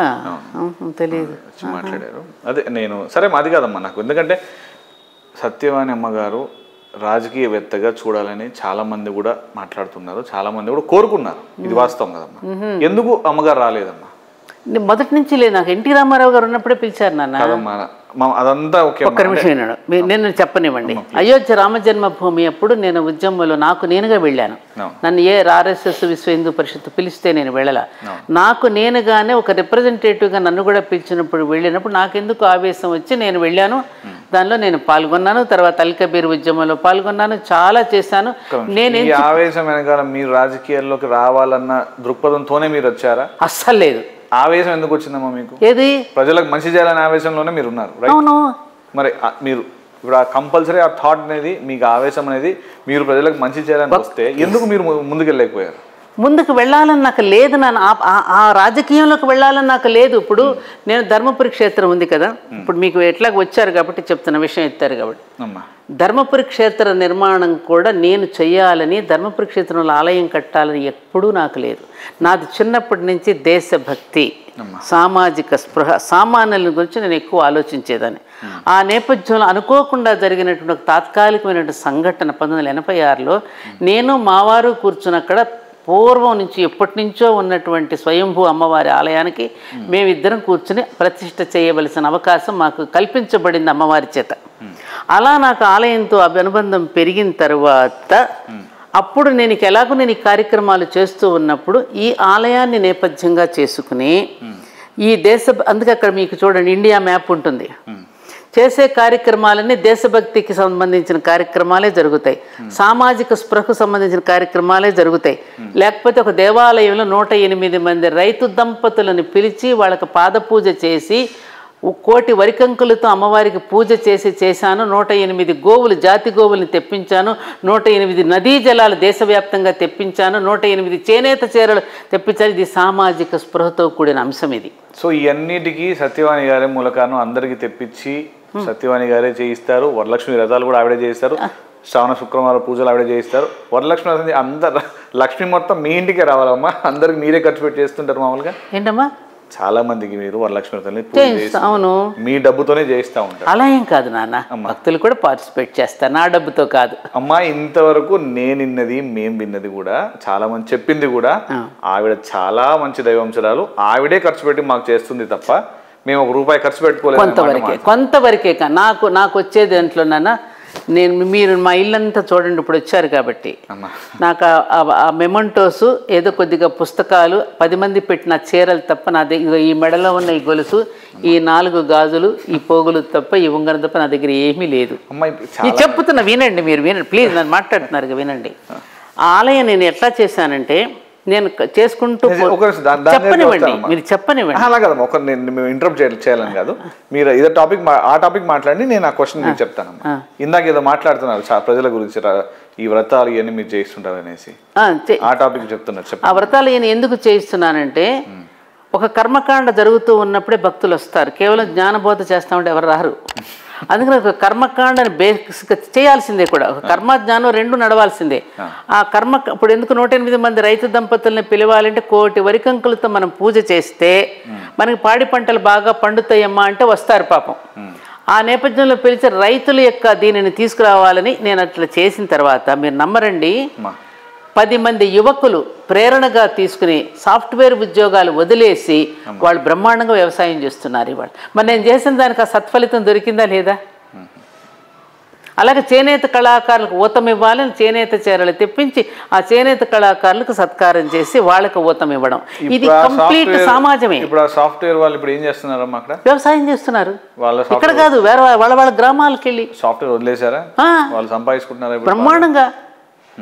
శ్రీకాకుళంలో అప్పలరాజు అని ఒక అతను ఉన్నాడు, నేనే పెట్టా పేరు ధరణి అని. ఆ పిల్లవాడు శ్రీకాకుళం 30 ఎకరాలు లీజుకు తీసుకుని ఆ ధరణి నుంచి తెచ్చే కూరగాయలు తెస్తే విశాఖపట్నంలో 6 గంటల కల్లా కూరగాయలు ఎగబడి కొనేసుకెళ్ళిపోతున్నారమ్మా, ఇది మీరు పెట్టిన పుణ్యమేనమ్మా అంటాడు అతను. ఆ ప్రేరణ, అలాంటి ప్రేరణ ఇవ్వడానికి నేను వైవిధ్యంతో కూడిన కార్యక్రమాలు చేస్తూ దాని ద్వారా ఒక సమాజానికి ఒక మెసేజ్ని ఇవ్వాలనేటటువంటి దీంతో కార్యక్రమాలు అక్కడ జరుపుతున్నాయి. కార్యక్రమానికి ఖర్చు ఎక్కడ వస్తుందమ్మా? ప్రజలు ఇస్తారు నాన్న. ఇప్పుడున్న ప్రజలు ₹1 కూడా మేము ఖర్చు పెట్టాము, ప్రతి రూపాయి కూడా సత్యవాణి వాళ్ళకి తెలియదు కదా. మా కోసము ఆవిడ కష్టపడి ఆవిడే, అందులో నేను ఒకడినే. అవునా? నేను ఒకడిని, నాకు తెలియదే. నేను ఒక్కడినమ్మా, నేను చెప్తానండి, నేను ఒక్కడిని. నిజమా? నిజం. నాకు అబద్ధాలు మాట్లాడాల్సిన అవసరం లేదు. దీప్తి శ్రీనగర్ని నేను ఇప్పుడు కదా 2014-15 నేను వచ్చాను. నేను మాకు అప్పుడు కూడా చూసాను అక్కడ. ఓకే, దాని తర్వాత ఒక వేరే సంబంధించిన ఒక బాబా ఉంటాడు, నేను చెప్తాను అది కూడా. నా క్వశ్చన్ ఏంటంటే మన స్ట్రైట్ అవే, చాలామంది పేరు తీస్తాను డైరెక్ట్గా, త్రిదండి చిరంజీవి స్వామి గారు ఉన్నారు. వీళ్ళందరూ ఎందుకమ్మా గుళ్ళు కడతారు? వాళ్ళని అడగండి. అలా కదమ్మా నేను చెప్పేది. ఇప్పుడు మీరు ఒక ఎక్స్టెంట్ ఆఫ్ ల్యాండ్లో మీరు గుడి కట్టారు, అది ఎండోమెంట్ డిపార్ట్మెంట్లో కూడా లేదు. దాదాపు ఒక 10 గుళ్ళు కట్టారు. అయ్యప్ప స్వామి గుడి కట్టారు, నేను చూశాను. ఒక ఆవిడ మేము అక్కడ ఇంటర్వ్యూ చేశారు, అమ్మవారు ఉన్నారు. అమ్మవారి పేరు ఏం పేరమ్మా? ఎల్లమ్మ, పెద్ద విజయదుర్గాదేవి. విజయదుర్గాదేవి అమ్మవారు. తర్వాత అక్కడెక్కడో వేరే అన్ని గుళ్ళు ఉన్నాయి, దేవుళ్ళు ఉన్నారు. సో వాళ్ళు ఎందుకు ఇప్పుడు అలా ఆయన దాదాపుగా చాలా పెద్ద సనాతన స్టాచ్యూ పెట్టారు. ఎందుకమ్మా ఇవన్నీ ఎందుకు చేస్తారు? ఇప్పుడు I believe in some power, దేవుడు అనేవాడు ఉన్నాడని నేను నమ్ముతానమ్మా. ఈ గుళ్ళు ఇవన్నీ కడుతుంటారు కదమ్మా, దేనికోసం? అసలు నేను ఇప్పుడు ఆ దేవాలయ సాంప్రదాయాన్ని పూర్వీకులు మనకి ఎందుకు అందించారో దాన్ని నమూనాగా చేసి చూపించాలనే తప్పనే నా ధర్మపురి క్షేత్రం. పైగా ధర్మపురి క్షేత్రం అని పేరు ఎందుకు వచ్చిన, ఒక దొంగ తాను ఎత్తుకుపోయి తనే వచ్చి సరెండర్ అయ్యాడు 87లో. అప్పుడు అధర్మం నుంచి ధర్మం వైపుకి మళ్లించింది కాబట్టి ఇది శ్రీ ధర్మపురి క్షేత్రం అని పేరు పెట్టడం జరిగింది. ఏనాన్న? సో అప్పుడు నేనేమని ఆలోచించానంటే, ఏదైతే నాకున్నటువంటి దేశభక్తి జాతీయ భావాలు ఏవైతే ఉన్నాయో అవి దీని నుంచే మనం చేద్దాం. ఈ టెంపుల్ దేవస్థానం, అందుకని అక్కడ దేవస్థానంలో చీరలు వేలాలు వేయడం కానీ, ప్రవేశ రుసుములు కానీ ఇవేమీ ఉండవు అక్కడ. కమర్షియల్గా అక్కడ ఎక్కడ మన అమ్మకాలు అనేవి ఉండవు అక్కడ. ఎవరైనా కోరి వాళ్ళకు వచ్చేవంటే నేను అభిషేకం చేయించుకుంటాను, అక్షరాభ్యాసం చేయించుకుంటాను, అన్నప్రాసన చేయించుకుని కోరి భక్తులు వస్తే పండితులు చేసేసి పంపిస్తారు వాళ్ళని. అది ఆ రుసుము మీద వాళ్ళకి చెల్లించి వాళ్ళు వెళతారు.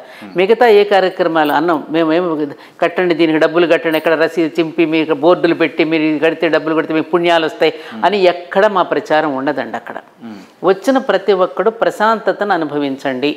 మీరు సెల్ ఫోన్ కాసేపు ఇంట్లో పెట్టి హాయిగా ఇక్కడ లాన్లో పడుకోండి, దేవాలయాలు చూడండి, మంచి సంగీతం వినండి. అందుకే నాట్యము సంగీతము ఈ కార్యక్రమాలకు పెద్దపీట వేసి ఎప్పుడు సాంస్కృతిక కార్యక్రమాలు ప్రవచనాలు, గరికపాటి వారు వచ్చారు, చాగంటి గారు వచ్చారు, ఈ మైలవరపు శ్రీనివాసరావు గారు వచ్చారు, ఎంతోమంది. అంతేకాదు 1986 నుంచి జయేంద్ర సరస్వతి స్వామి, విజయేంద్ర సరస్వతి స్వామి చాలామంది స్వామీజీలు కాలు మోపారు. మరి ఆ రోజుల్లోనే ఎంకేఆర్ వినాయక్ గారు మొట్టమొదటి అప్పుడు ఎండోమెంట్ కమిషనర్గా ఆయన వేశారు. గణపతి స్థపతి గారు మొట్టమొదటి దీనికి పునాది వేశారు. ఇవన్నీ కూడా నాకు అనుకోకుండా నా చేతిలోకి వచ్చింది తప్ప భూమి నాది కాదు. అలా నేను భూమి మీద ప్రశాంత్, నేను చెప్పేది వినాలి. నన్ను ఎలాగ అడిగావు కాబట్టి నా గుండెని ఇవాళ ఆవిష్కరించావు కాబట్టి చెప్తున్నా నేను. ఆ భూమి నాది, అన్ని నా సూత్రమే ఇదం నమమ. నా జీవన సూత్రం ప్రతిరోజు నేను హోమం చేసుకుంటూ ఇదం నమమని ఏదైతే నేను అంటానో, ఈ దేహము నాది కాదు, ఈ ఇల్లు నాది కాదు, నేను నేను కట్టుకునే వస్త్రము నాది కాదు అనేటటువంటి నా జీవన విధానం అది.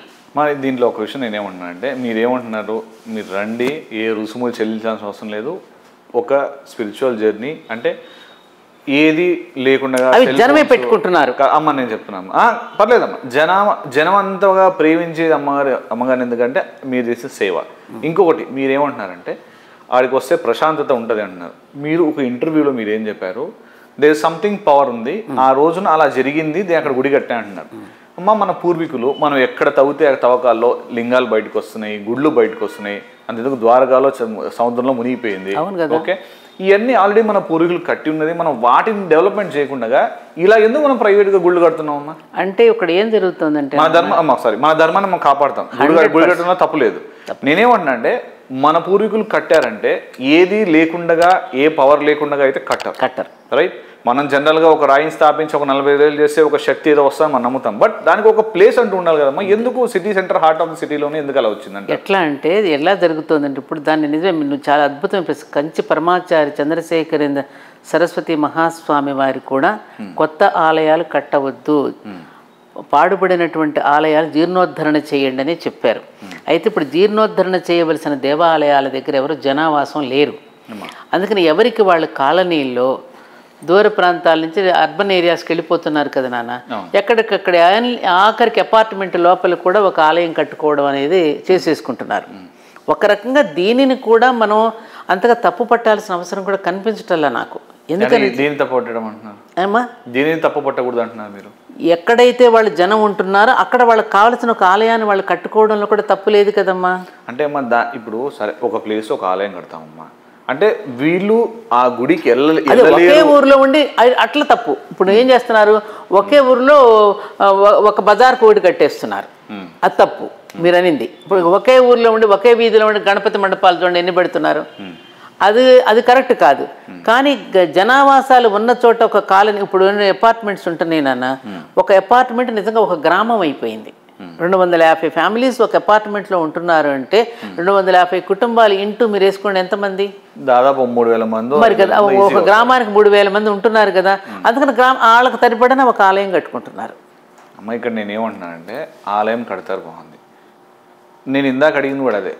మనకు ఒక స్పిరిచువల్ పవర్ ఉంది, మన పూర్వీకులు గుళ్ళు కట్టారు, ఎక్కడైతే పవర్ ఉందో అక్కడే కడతారు, లేకపోతే కట్టారు. ఎందుకంటే మన ధర్మం అలాంటిది కాబట్టి. ఇది ఎక్కడ పడితే అక్కడ గుళ్ళు కట్టుకుంటే ఏ వస్తుందమ్మా చెప్పండి, మీరే చెప్పండి. అపార్ట్మెంట్లో గుడి కడతారు, సరే చాలా మంది ఆడవాళ్ళకి భక్తి ఉంటుంది, అందరు భక్తి ఉంటారు కాబట్టి వెళ్తారు, దండం పెట్టుకుంటారు, వెళ్తారు, మాకు పనులు కాలేదండి అంటారు. ఎందుకు మన అసలైన గుళ్ళకి ఎందుకు వెళ్ళట్లేదు? అసలైనటువంటి ఇంకోటి అమ్మా, సారీ, ఇంకోటి, మన చుట్టుపక్కల మీకు తెలిసి ఒక రాజులు పరిపాలించిన ఊరు ఎక్కడన్నా ఉందమ్మా? మన చుట్టుపక్కల ఒక 100-200 కిలోమీటర్ సరౌండింగ్లో మీకు తెలిసిన ఒక పర్ఫెక్ట్ గుడి ఏదైనా ఉందమ్మా? రాజులు ఆ టైంలో మన పాత గుడి ఎక్కడ ఉందమ్మా? ఇక్కడ ఇప్పుడు ఈ సరౌండింగ్స్లోనా? మన హైదరాబాద్కి ఒక 200 కిలోమీటర్ దూరంలో ఓల్డ్ సిటీలో ఒకటి ఉంది అమ్మా కదా. ఇటు ఇన్సైడ్ ద సిటీస్ లోపల ఎక్కడ కనిపిస్తుంది నాన్న రాజులు కట్టింది? సరే, రాజులు కట్టింది లేదు, ఏది లేదు. సిటీ ఇట్స్ లైక్ మనం ఏదో ఒక కాంక్రీట్ జంగల్లో ఉన్నాం అనుకుందాం. ఇప్పుడు ఇక్కడ మీరు కట్టింది ఎవరో పవర్ లేదు అనుకుందాం, జస్ట్ ఎగ్జాంపుల్ అనుకుందాం. మన గుడి ఉంది, మనం ప్రజలందరూ వస్తున్నారు, చేస్తున్నాం. నేనేమంటున్నానంటే ఆ పర్టికులర్ ప్లేస్ ఎక్కడ పవర్ ఉన్న గుడి ఎక్కడ ఉంది మీకు తెలిసి? చాలా ఏళ్ల తరబడి ఉన్న గుడి, 1000 సంవత్సరాలు, 200 సంవత్సరాలు, 500 సంవత్సరాలు. ఇటు మనం ఇటు వెళ్తూ ఉంటే 1000 సంవత్సరాల కింద గుడి, ఇక్కడ మన పెద్ద కాంపౌండ్ వాళ్ళు కట్టిన పాండురంగ స్వామి దేవాలయం ఉంటే, ఇటు మన జూబ్లీ హిల్స్, ఇటు హైటెక్ సిటీకి వెళ్తుంటే ఒక ఆలయం కనిపిస్తుంది మనకి. పెట్రోల్ బంక్ దాటి వెళ్తుంటే ఆ ఏరియాని ఏమంటారో నాకు, నానక్రామ్ గూడ నుంచి వెళ్తుంటే పెద్ద కాంపౌండ్ వాళ్ళు ఉంటుంది. ఆనాటి తలుపులు అక్కడ అమ్మపల్లిలో ఒకటి ఉంది, అమ్మపల్లిలో ఉంది, శంషాబాద్లో పార్చినది. అలాగే ఇక్కడే నాన్న ఇది పాండురంగ స్వామి ఆలయం అనుకుంటాను, ఉంది కదమ్మా, ఉంది కదా. That has a very power. మీకు తెలిసిందే, చాలా పురాతనమైన స్టోన్ ఉంటుంది, పురాతనమైన ఒక మన గుడి దేవుడి ఆకారం ఉంటుంది. మరి ఇక్కడ ఏముందని ఎందుకు మనం ఇలా ఇచ్చేయాలి? ఇప్పుడు ఏమవుతుందండి, పురాతనమైనటువంటి దేవాలయాలు వంశపారంపర్యంగా వచ్చినటువంటి వాళ్ళు కూడా దానిని కూడా కొంచెం ఉద్ధరించి ప్రజలకు కూడా కొంత స్వేచ్ఛనిచ్చి తెరిచి వాళ్ళు కూడా పెట్టుంచాలి నాన్న. అలా కూడా జరగట్లేదుగా. మరి ఎందుకు జరగట్లేదు? ఇప్పుడు ఈ మధ్యన అమ్మపల్లి దేవాలయం నేను చూసినప్పుడు చాలా కాలం పాడుపడిపోయి ఉంది. తర్వాత ఈ మధ్యన గుడి సంబరాల పేరిట వీళ్ళు అప్పుడప్పుడు కార్యక్రమాలు చేస్తూ ఉంటే దాది ఇప్పుడు వెలుగులోకి వచ్చి ఇప్పుడు ఆలయాన్ని బ్రహ్మాండంగా ఇప్పుడు వివాహాలు చేసుకుంటూ బ్రహ్మాండంగా చేసుకుంటున్నారు వాళ్ళు. నా ప్రశ్న ఏంటంటే మీరు ఎందుకు ఆ స్టాండ్ తీసుకోవట్లేదమ్మా? నువ్వు తిప్పి మళ్ళీ నా దగ్గరికి వస్తున్నావు. లేదమ్మా, నేను అట్లా అన్నది. మీరు ఎందుకు ఆ స్టాండ్ తీసుకోవట్లేదు? ఎలా? మీరు మన సనాతన ధర్మం గురించి మాట్లాడతారు, ప్రజల పక్షాన మాట్లాడతారు, మీకు అప్పుడప్పుడు ఒక బాధ కలిగి మీరు ఏ రకమైన స్టాండ్ తీసుకోమంటావు? అలా కదమ్మా, నేను ఒకసారి అడుగుతానండి. మీరు ప్రజల పట్ల ఇంతగా ప్రేమిస్తారు, ప్రజల్ని పూజలు చేయిస్తారు, అన్నీ చేయిస్తారు, దాదాపు అంత పెద్ద ఎక్స్టెంట్లో మన టెంపుల్ ఉంది, అంతా బాగుంది. ఈ పాత గుళ్ళు ఇవన్నీ మీరు ఆ స్వామి చెప్పినట్టు గుళ్ళన్నీ మనం పునర్జీవం తీసుకోవాలన్న వాటికి ఎందుకు మీరు స్టాండ్ ఇవ్వట్లేదు? స్టాండ్ ఇవ్వటం దాన్ని ఒక ఉద్యమంగా చేస్తే అవుతుంది నాన్న. దాన్ని నేను ఒక్కదాన్ని ఎలా చేస్తాను? అందరం కలిసి ఆ విధమైనటువంటి ఒక దీనికి చాలా. ఇప్పుడు మనకెవరు మన ఆయన ఎవరో చేస్తున్నాడు కదా ఆలయాలన్నిటినీ కలిపి, మళ్ళీ గ్లోబల్ అమెరికాలో ఉంటున్నారు ఆయన. కొంతమంది చేస్తున్నారు అలాంటి కార్యక్రమాలు. అయ్యంగారు అని ఒక ఆయన ఉన్నారు ఏలూరులో, నాకు తెలిసిన వారు పూనుకున్నారు. ఏలూరు పశ్చిమ గోదావరి జిల్లా ఏలూరులో అయ్యంగారు. ఆయనకి ప్రతి ఆలయం యొక్క చరిత్ర, దాని పుట్టుపూర్వతలు, దాని డాక్యుమెంట్స్ అన్నీ తెలుసు ఆయనకి, పూర్తిగా ఉన్నాయి. అలాగే మన కమలానంద భారతి గారు కూడా బోలెడంతా సేకరించారు. ఈ అనుకున్నటువంటి వాళ్ళందరూ కూడా ఏకీకృతం కావాల్సిన అవసరం ఉంటుంది. ఎవరికి వారుగా కాకుండా ఒకరికి ఒకరిగా ఉండి కనుక దీన్ని ఒక ఇదిగా తీసుకుని వస్తే అప్పుడు తప్పకుండా సాధించగలుగుతారు. మీకు ఆలోచన ఉందమ్మా, తప్పకుండా మీ నుంచి అది కావాలని నేను కోరుకుంటున్నాను. నాకు ఇప్పుడు ఒకటి ఏంటంటే ప్రశాంత్, ఇంతకు ముందులాగా శరీరం అంతా సహకరించట్లేదు నాన్న. కరోనా 3 సార్లు ఎఫెక్ట్ అయింది నాకు. ఈ సెల్ఫీ ఫొటోస్తో జనంలోకి వెళ్ళడంతో కరోనా చిన్న మీరుండే ఈ వాతావరణం, నేనే సరైన పాత్రలో మీరు నేను ఒకటి చెప్పనా, నీ ముందు ఖచ్చితంగా చెప్తున్నా. 40 సంవత్సరాల పాటు ఇప్పటి వరకు దాన్ని ఒక దీనికి తీసుకుని వచ్చి కొన్ని వందల కార్యక్రమాలు వైవిధ్యంతో చేసినటువంటి కార్యక్రమాలు చేశాను ధర్మపురిలో. నేను కూడా ఇప్పుడు బాగా అలసిపోయి ఉన్నా. ఎవరైతే నా కాన్సెప్ట్ ఏదైతే ఉందో, ఇప్పుడు నువ్వు అన్నావు ఇందాక డబ్బులతో అవ్వటం లేదు, అక్కడ ఏదైనా అనిపించింది అనుకో, మా దేవాలయంలో నేను ఏం పెట్టానంటే ఎవరైనా అక్కడ సర్వీస్ చేయాలి అంటే నిష్కామంగా అతని పేరు ఏదో కూడా చెప్పకుండా చేసి వెళ్ళిపోయేటట్టుగా చేశా. వస్తాడు ఒక బియ్యం ఇచ్చేసి వెళ్ళిపోతాడు, చెప్తాను ఆయిల్ ఇచ్చేసి వెళ్ళిపోతాడు. నేనేం చెప్పాను, ఎవరికి వాళ్ళు ఈ దేవాలయం మీదిగా మీరు నిర్వహించుకుని, ఇది ప్రజలకు కైంకర్యం చేసాం. ఎండోమెంట్లకు ఎందుకు వెళ్ళట్లేదమ్మా? అది ఏమా ఎండోమెంట్లకు ఎందుకు వెళ్ళట్లేదు? ఎండోమెంట్కి వెళ్ళడానికి ఆదాయం ఉండాలిగా, మనకు ఆదాయం లేదుగా అక్కడ. మీరు ఒక్క మాట చెప్తే అన్నీ వచ్చేస్తాయి. అక్కడ ఎండోమెంట్లోకి వెళ్ళాల్సింది ఎందుకు వెళ్ళట్లేదు అని అడుగుతున్నాను అంతే. ఎండోమెంట్స్కి వెళ్తే కూడా నిర్వహించగలగాలి కదా. మీరుంటారు మన మన భయంకరణ వాళ్ళు ఉంటాను. నేనే శాశ్వతమా నేను? మీ పవర్ ఎలాగంటే నాకు తెలిసిన మీరు ఎవరైనా చైతన్యవంతం చేయగలరు. మీరు చైతన్యపరచగలను, మేలుకొల్పగలను. ఎస్, అదే నేను అంటున్నాను. మేలుకొల్పగలను. మీరు చేస్తే అయిపోద్ది కదా. ఇంకా నాకు ఒకలాంటి విరక్తి వచ్చేసింది, చెప్తున్నా కదా. ఎంత మంచి చేసినా ఇవాళ ఎలా ఉందంటే నాన్న చెప్పన సమాజం అంటే నాకు అన్నింటికంటే నేను భయపడేది దేనికో తెలుసా? నేను ఒకసారి రాధాకృష్ణ గారితో కూడా ఇదే మాట, పేరు ప్రతిష్టలంటే నాకు చాలా భయం. దాంతోనే రాగద్వేషాలు బయలుదేరేది, ఈర్ష్య అసూయ. ఈ మనిషిని ఎప్పుడు పడగొడదామా, ఏ రకంగా బురద జల్లుదామా, ఏ రకంగా వీళ్ళని చీల్చి చెండాడదామా అనేటటువంటి పరిస్థితులు ఉన్నాయి. అలాగే నా ధర్మపురి క్షేత్రంలో కూడా నా మీద కూడా ఏడ్చేవాళ్ళు కూడా ఉన్నారు. మీ ధర్మపురి నా ధర్మపురి అంటున్నారు కదా, అలాంటిది మీ మీద ఆరోపణలు కూడా రాకూడదు కదమ్మా. ఎందుకు వస్తున్నాయి ఆరోపణలు? అరే సీతమ్మ మీద ఆరోపణలు ఎందుకు వచ్చాయబ్బా? పక్కన పెట్టండి. గాంధీ గారి మీద ఆరోపణలు ఎందుకు వచ్చాయి? అమ్మా ఆరోపణలు అంటే నేను ఒకటే, సోషల్ మీడియా దరిద్రం, సోషల్ మీడియా ఉంది కదా ఇవాళ. మా సోషల్ మీడియా మీరు పక్కన పెట్టండి అమ్మా. నేను అడిగేది ఒకటే మిమ్మల్ని స్ట్రైట్గా అడిగేది. ఎందుకంటే ఇప్పుడు మీ మీద ఆరోపణలు ఎందుకు వస్తున్నాయని నేను మాట్లాడుతున్నాను.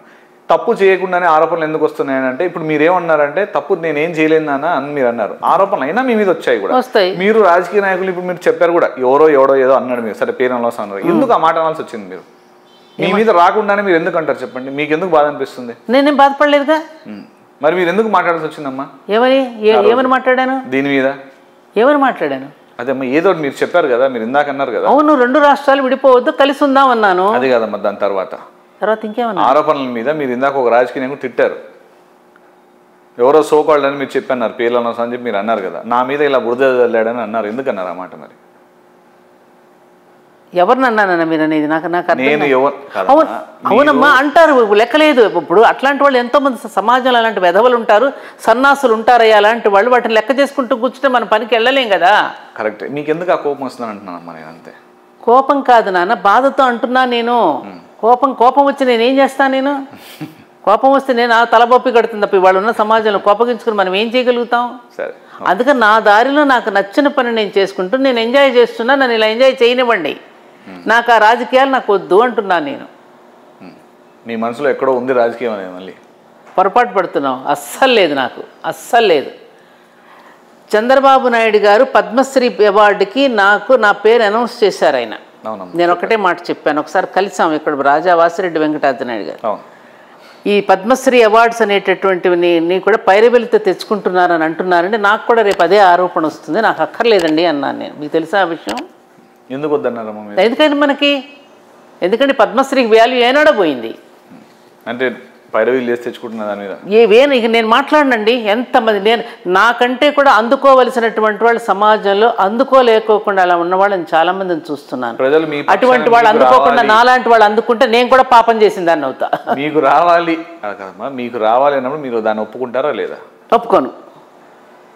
సరే, నేను ఒప్పుకోను. ఇప్పుడు ఇస్తున్నా, నేను తీసుకోను. ఓకే, తెలుసా మీకు? నాకెందుకండి?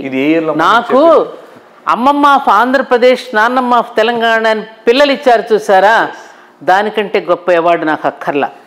హంపి శంకరాచార్యులు వారు ఎక్కడో సిద్దిపేటలో నేను మాట్లాడుతూ ఉంటే నా మాటలు విని శ్రీముఖంగా నువ్వు అంగీకరించాలమ్మా మధురవాణి అని చెప్పి నాకు టైటిల్ పంపించారు శ్రీముఖంగా. అంతకన్నా గొప్ప అవార్డు నాకు ఇంకేముంటుంది చెప్పండి? మా మాస్టర్ గారు రాశారు చనిపోతూ లేఖ, చీసో సత్యవాణికి ఆశీస్సులు, నీ గొంతు గంభీరమైనది, ఈ జాతిని విషాద స్థితి నుండి ఈవలకు తీయగలదు, నీ గొంతు తీయనిది, ఈ జాతికి గత వైభవాన్ని అందించగలదని 2 వాక్యాలు రాసిన లెటర్ అదికుండా షోకేసులో కనపడుతుంది మీకు. అంతకన్నా గొప్ప అవార్డు నాకెందుకండి? ఈ పద్మశ్రీలు పద్మవిభూషణలు మానవులు ఇచ్చేయండి, పైవాడు ఉన్నాడు. సో ధర్మపురి క్షేత్రం మళ్ళీ ఎప్పుడమ్మా ఉత్సవాలు ఏమైనా జరుగుతాయమ్మా అక్కడ? మళ్ళీ రేపు ఉన్నాయిగా, ఇప్పుడు ఏదో యాగాలు ఎవరో వచ్చి చేసుకుంటున్నారమ్మా. మనకి అక్కడ అందరికీ ఒక స్వేచ్ఛ ఉందండి. స్వయంవరంలో ఎవరి వరుడును వారు వరించుకున్నట్టుగా ఎవరికి నచ్చిన దేవతను వాళ్ళు ఆరాధించుకునేటటువంటి ఒక స్వేచ్ఛ అక్కడ ఉంటుంది. అది నాది కాదు. నేను ఇప్పటికీ చెప్తున్నా మీకు, మీది అనట్లేదమ్మా, మీరు నా ధర్మపురి క్షేత్రం అనే మాట మీరు మాట్లాడుతున్నారు, ప్రజలది నేను చెప్తున్నాను. అక్కడ నేను నిర్వహించే తీరు మీరు ఒక్కసారి 24 గంటలు అక్కడ ఉండి మీరు వ్యవహరిస్తే మీకు తెలుస్తుంది. మంచి సేవకులు ఉన్నారు, అద్భుతంగా సేవ చేసుకుంటారు. ఒకళ్ళకి అన్నం పెట్టడం అంటే ఇష్టం, వాళ్ళు వచ్చి చక్కగా వండి అన్నం పెడతారు ఏమ్మా. అలాగే ఆరోగ్యం, ఆయుర్వేదిక్ మెడికల్ క్యాంప్స్ మా డాక్టర్ సాయిబాబా గౌడ్ గారని ఇక్కడ సికింద్రాబాద్లో ఉన్నారు. అలాగే డాక్టర్ గోఖలే గారు ఉన్నారు, కార్డియాలజిస్టు, ఆయన మందులు పంపిస్తారు. సాయిబాబా గౌడ్ గారు నేను పంపిస్తే పలానా వారికి మీరు ఐ ఆపరేషన్ చేయాలి డాక్టర్ గారు అంటే పాపం ఆయన ఇప్పుడు ఎంతమందికి నాకు ఫ్రీగా ఆపరేషన్స్ చేసి పంపించారు పేషెంట్స్ని. అలా డాక్టర్స్ అందరూ కూడా మన అక్కడ ఆయుర్వేదిక్ డాక్టర్ ఎప్పుడు పర్మనెంట్గా ఉంటాడు. వెళ్ళిన వాళ్ళు కాస్త బీపీ ఇది చెకప్ చేసి తాత్కాలికంగా వాడికి ప్రథమ చికిత్స చేయడానికి కావాల్సినటువంటి ఏర్పాటు. మన ధర్మపురి క్షేత్రంలో ఎంతమంది పనిచేస్తుంటారమ్మా? అంతా కలిసి పండితులు అంతా కలిపి 7 ఉన్నారమ్మా అర్చకులు, మంచి వాళ్ళు. పిల్లలందరూ కూడా బ్యాచులర్స్గా వేద పాఠశాల నుంచి వచ్చి ఇక్కడ నేర్చుకుని తయారై తర్ఫీదే అక్కడే పెళ్ళిళ్ళు అయ్యాయి, అక్కడే పిల్లలు పుట్టారు. ముఖ్యంగా అక్కడ మా సేవకులు రాంబాబు అని వాడి పిల్లలు వాళ్ళ బంగా ఇంజనీర్లు చదువుకున్నారు. పిల్లలందరూ చక్కగా పైకి వచ్చారు, చక్కగా ఉంటారు. అక్కడ మన పేద బాలురు కూడా విద్యార్థులు కూడా చదువుకుంటున్నారు. అన్నీ అక్కడ సమాజహితమైనటువంటి కార్యక్రమాలే. ఇప్పుడు దేవాలయం అనేటటువంటిది పంచకోశాలకి సంబంధించింది నాన్న. అన్నమయ్య కోసం అన్నం పెట్టాలి, ప్రాణమయ్య కోసం మంచినీళ్ళు ఇవ్వాలి, మనోమయ కోసం మంచి సాంస్కృతిక కార్యక్రమాలు జరగాలి మానసిక వికాసాన్ని కలగడానికి, విజ్ఞానమయ కోసం బోధలు జరగాలి. నిన్ననే వచ్చారు గరికపాటి వారు వచ్చారు. మళ్ళీ తర్వాత ఆనందమయ కోసం. ఈ 4 ఎక్కడికి తీసుకెళ్తాయి? ఆనందమయ కక్షలోకి చేరుస్తాయి. ఈ విధానమే మన ధర్మపురి అనుసరిస్తున్న విధానం. ఇప్పుడు ప్రభుత్వం ఎప్పుడమ్మా ఎండోమెంట్ వాళ్ళు ఏమన్నా వచ్చారమ్మా గుడి దగ్గరికి? ఎప్పుడన్నా ఎండోమెంట్ ఎప్పుడు రాలే మన దగ్గర. మన ఎండోమెంట్లో ఉందా మా టెంపుల్? అది మనది ఎండోమెంట్లో లేదు, ప్రైవేట్గానే ఉంది. మంది ప్రైవేటే, సత్యవాణి గారి చేతిలోనే ఉంది.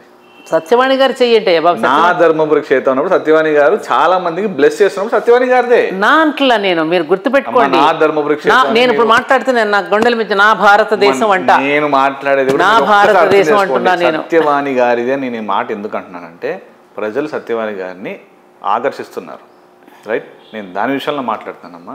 నాకు తెలియదు, మీరు అంటున్నారు ఆ విషయం అంటే సంతోషం. ప్రజలు కనుక ఆ విధంగా నన్ను అభిమానించి నిజంగా దాన్ని ఆదర్శంగా తీసుకుంటే నాకు అంతకన్నా కావాల్సింది ఏముంది. బాబాల గురించి మాట్లాడదాం కాసేపు. మాట్లాడండి. నాంపల్లి బాబా ఎవరమ్మా? అమ్మా నాంపల్లి బాబా గారు. మర్చిపోయిన ఇది చెప్పాలి మీకు, చాలా మంచి ప్రశ్న వేశారు. నాకు తెలియదు. ఒకసారి ఎంపీ లక్ష్మీకాంతమ్మ గారి పేరు విన్నారా మీరు? తెలీదమ్మా. 5 సార్లు గెలిచారు, ఎంపీగా ఎమ్మెల్యేగా గెలిచారు, పార్లమెంట్ మెంబర్, పెద్దవిడ, మంచి స్పిరిచువల్ ఇది వాళ్ళు.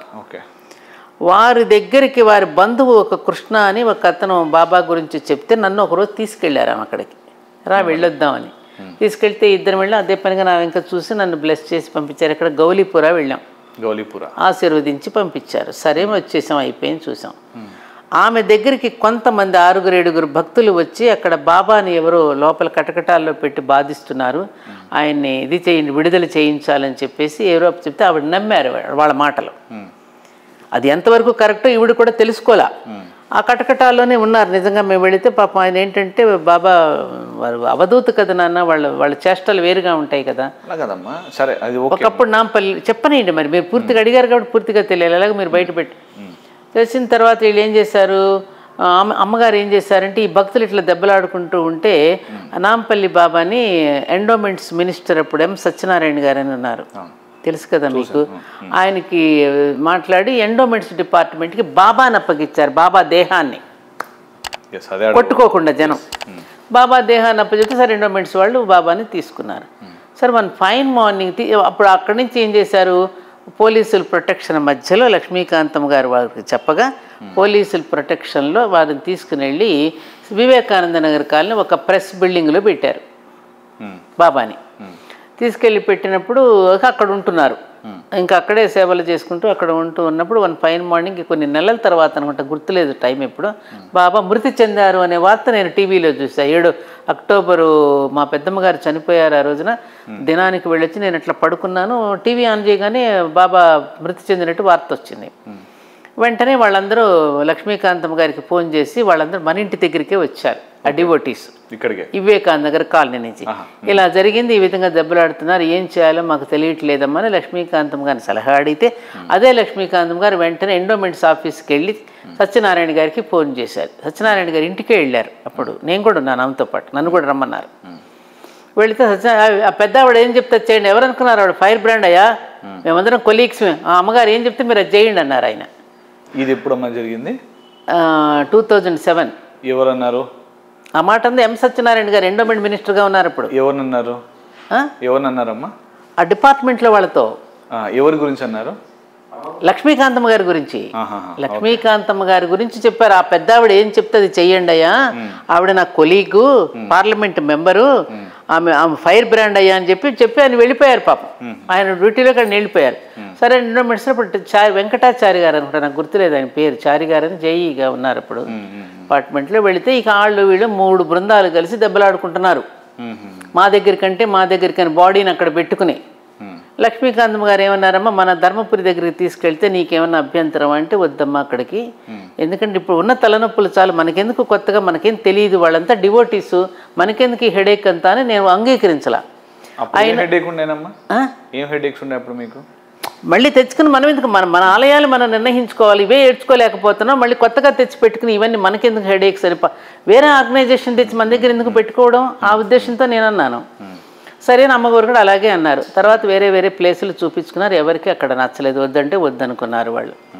సరే వెంకటాచారి గారు ఏం చేశారు, చివరికి నిర్ణయం చేసుకుని అక్కడికే పంపించారు మనుషుల్ని, మన ల్యాండ్ దగ్గరికి పంపిస్తే ఇది బాగానే ఉందని చెప్పేసి ఏదో ఒక ప్లేస్ చూసుకుని సెలెక్ట్ చేస్తే, ఎక్కడమ్మది? ధర్మపురి చూపిస్తే అక్కడ ఏమైంది, కొండ వెనకాల పెడితే ఇది కొండ మాకు అడ్డంగా ఉంది, నార్త్ వైపు ఇది వాస్తుకు పని చేయట్లేదని చెప్పేసి, పనికిరాదని చెప్పేసి వాళ్ళు మళ్ళీ అక్కడ కూడా గొడవ పడ్డారు. నేను లేను అక్కడ. గొడవ పడితే అప్పుడే మా ప్రెసిడెంట్ మా సుబ్బారావు గారు అక్కడికి వెళ్ళారు. సరేలే అని చెప్పి బాబా పక్కన పాపం ఆయన పొలతో ఇట్లా గీసి మా బాబా పక్కన పెట్టుకోండి అని ఆయన పాపం పర్మిషన్ ఇచ్చేసి వచ్చేసారు. ఆయన సాయిబాబా పక్కనే. సరే సాయిబాబా పక్కనే పెట్టుకున్నారు. తర్వాత అక్కడే ఒక చిన్న తడికలు పెట్టుకుని బాబాని ఏదో పూజించడం కూడా మనం పెట్టుకున్నారు. అంతా అయిపోయిన తర్వాత వాళ్ళందరూ కలిసి నిర్ణయించి ఇక నుంచి దీని నిర్వహణ బాధ్యత అందరూ కలిసి ఇక సత్యవాణి గారి హ్యాండ్ ఓవర్లని మర్జీ చేసేసేద్దాం. దీన్ని కూడా ఆవిడైతే ఆధ్యాత్మికంగా ఉన్నారు కాబట్టి ఆవిడ నిర్వహణలో కొంచెం ఆధ్యాత్మికత బాగా ఉంటుందని చెప్పి అందరూ నిర్ణయించుకుని నాకు అప్పగిచ్చారు. ఆధ్యాత్మికత పేరే మీకు వద్దన్నారు కాబట్టి వాళ్ళు అప్పుడు కూడా వాళ్ళు అనుకున్నారు అట్లానే. సరే అప్పగిస్తే నేనేం చేశాను, సరేలే అని చెప్పి మనం నిర్వహించి ఆ రాజుగారు అని ఇందాకనైనా బాగా సేవ చేసేవాడు. అతను పాపం భక్తులందరినీ పోగు చేస్తే నేను కొంత ఇటుకలు సహాయం చేశాను, మాకు చేతనైన సహాయం మేము చేసాం. అలా భవన నిర్మాణం చేసుకున్నారు. ఫైన్ మార్నింగ్ పాపం ఆయన రాజుగారే 10 మంది భక్తులందరి దగ్గర పోగు చేసి విగ్రహం ఆయనే రాజస్థాన్ నుంచి తెప్పించాడు, ప్రతిష్ఠ అయిపోయింది. ఇక అంతా జరుగుతుంది. మళ్ళీ వేళలో గొడవలు జరిగాయి. మళ్ళీ డివోషన్స్లో మళ్ళీ వాళ్ళే గొడవలు పడి నేను సారీ ఫర్ ఇంటరప్ట్ అమ్మా. ఇప్పుడు ఈ నాంపల్లి బాబా గురించి మీరు చెప్పారు కదా, ఆయన మృతి చెందింది, తర్వాత మీ దగ్గర తీసుకొచ్చింది, మీరు సాయిబాబా పక్కన మీరు స్థలం కేటాయించింది. సాయిబాబా మన దేవుడు, ఆయన చాలా పకీరు అంటారు. సాయిబాబా గారు తెలుసు, భిక్షాటన చేసి ఆయన మనం దేవుడిగా కొలుస్తాం. మీరు ఆయన పక్కన స్థలం ఇచ్చారు, బాగుంది. ఇప్పుడు ఈ బాబాలనే కాన్సెప్ట్ ఎందుకు ఉందమ్మా? ఇది అసలు ఇది ఎందుకు నమ్ముతున్నారు మనం? మీరు కానీ నేను నమ్మను. Okay, I only believe in నమ శివాయ వెంకటేశ్వర స్వామి. ఓకే, ఎందుకు ఈ బాబాలు నమ్ముతారు? ఎందుకు వీళ్ళలో అంత స్పిరిచువాలిటీ? అసలు వాళ్ళు దేవుళ్ళ అంటే ఎందుకు వచ్చిందంటే నాన్న 2 సాంప్రదాయాలు ఉన్నాయి మనకి.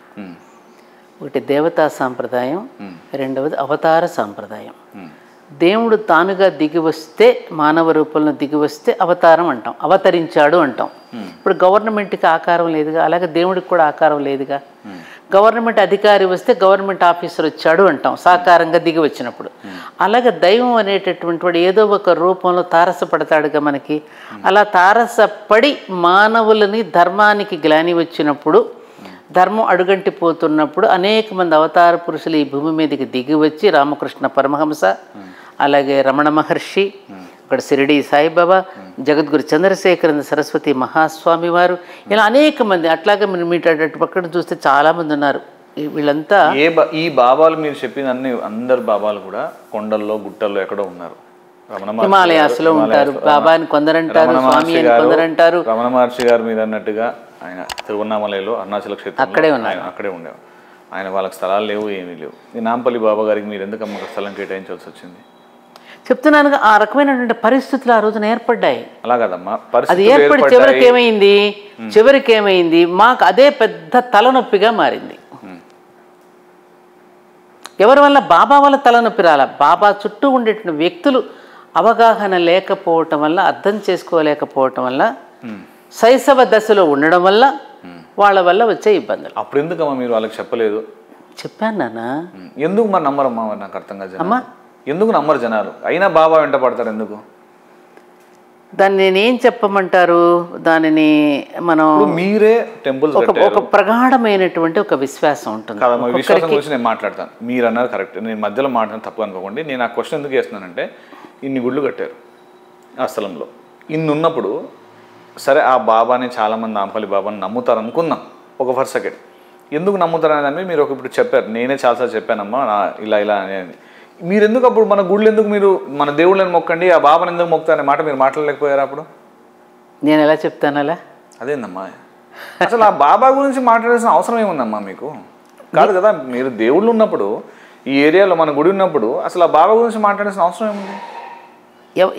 ఎవరు? నాంపల్లి బాబా గురించి మీరు జనాలు చెప్పాలి. మీరు నేనెలా చెప్తానన్నా బాబాని గురించి?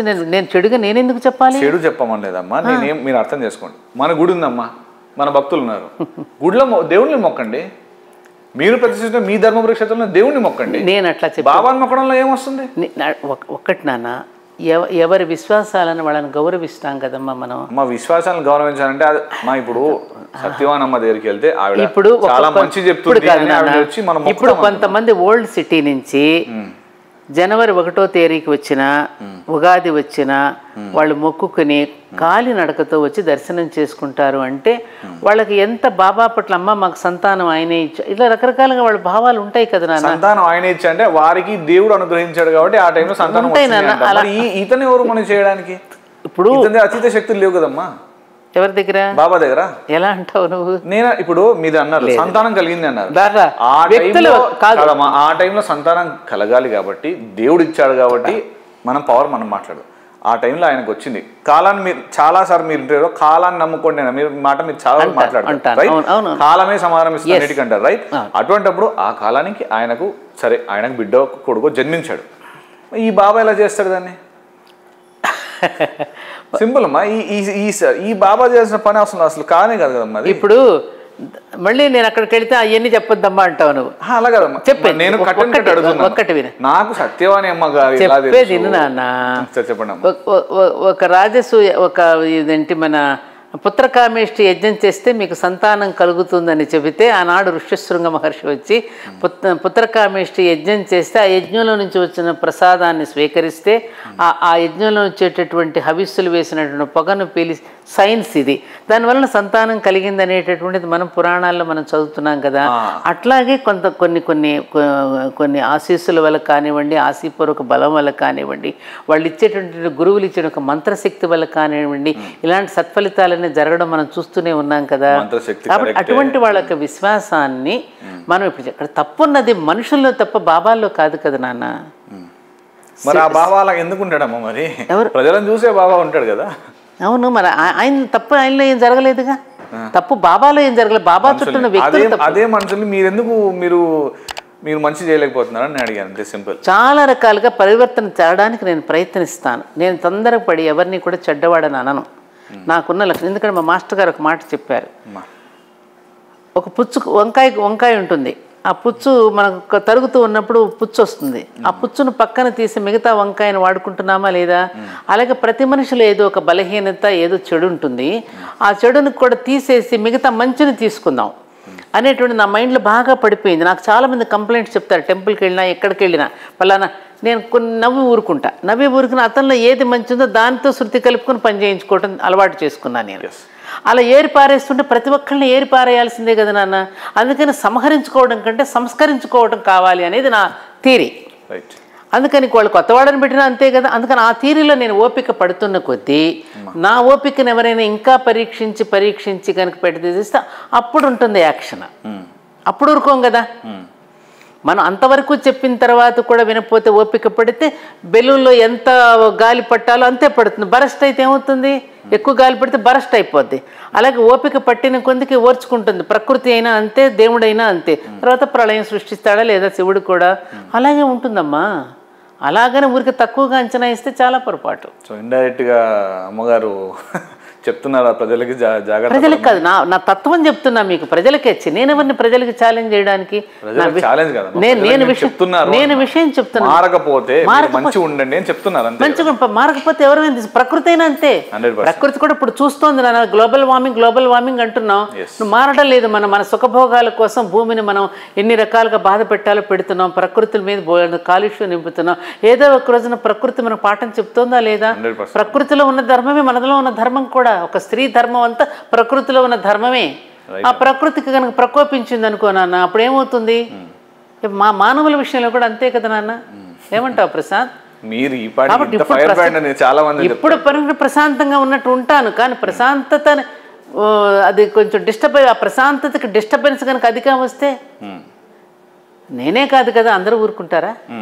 నీలాంటి అభిమానులు ఊరుకుంటారా? వాస్తవమే, ఊరుకోరు కదా. వాస్తవమ్మా, అంటే నన్ను అంటున్నారా మీరు? సో థ్యాంక్స్ అమ్మా. నమస్తే. నమస్తే. Please subscribe to elite media. Right.